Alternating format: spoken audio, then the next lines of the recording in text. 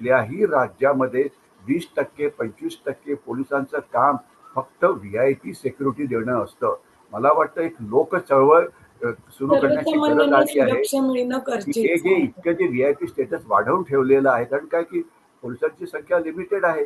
तर एवढी त्यांना सिक्युरिटी देण्याची अजिबात कोणीही म्हणजे मेंबर ऑफ पार्लमेंट आहे, MLA आहे, हे आहे, जेवढा मोठा नेता त्याच्या मागे 15 20 25 आणि नको ते म्हणजे लोकांना सिक्युरिटी प्रोव्हाइड केली आहे VIPच्या नावावरती. म्हणजे हा खर्च इतका जास्त आहे.